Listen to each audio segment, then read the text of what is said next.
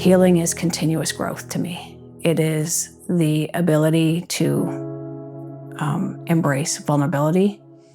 It is the ability for me to know scars don't go away. If you asked me this years ago, I would have thought healing had to be from point A to point Z. And once you reach there, then you're healed. And I realize now that that is not the case, not for me. You know, to me, healing is not a linear process, right? It's more of a circle. And kind of like what I was saying before, you might take a step forward, you may take 5 steps back. Doesn't mean you're not going to take more steps forward. It just, in that moment, for whatever reason, you had to take a step back.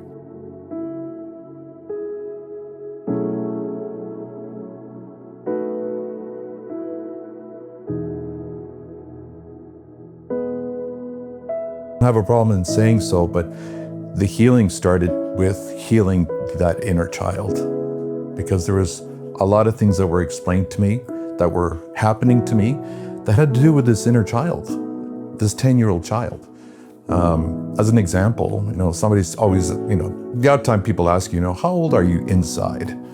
My answer was always 10, but I didn't know why. But once I got into the gatehouse, they explained to me, goes, that's just before your abuse started. And I was like, oh, now it makes sense. Healing is learning. Healing is growing. If you're not growing, you're not learning. If you're not learning, you're not growing. So it just does a full circle.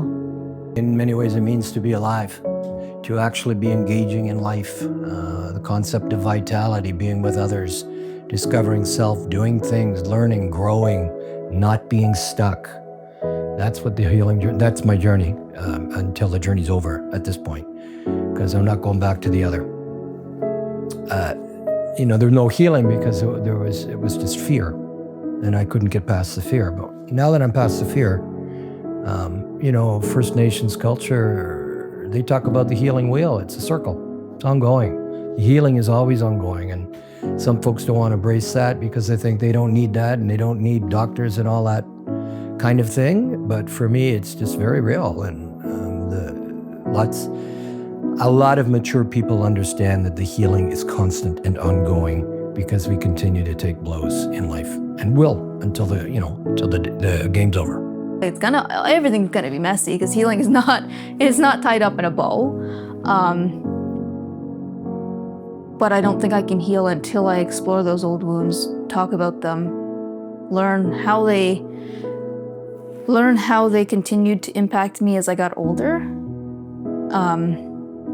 Kind of figure out why I am the way that I am now, and then process them. And eventually, I hope that talking about it and revisiting them is gonna make it hurt less.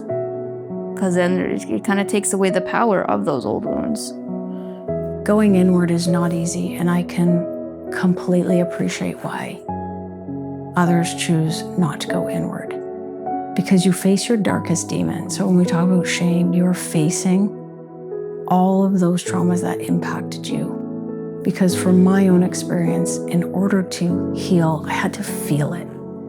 And the only way to feel it is to go back. And you think and feel some of the ugliest parts of your life, ugliest narratives, ugliest thought patterns.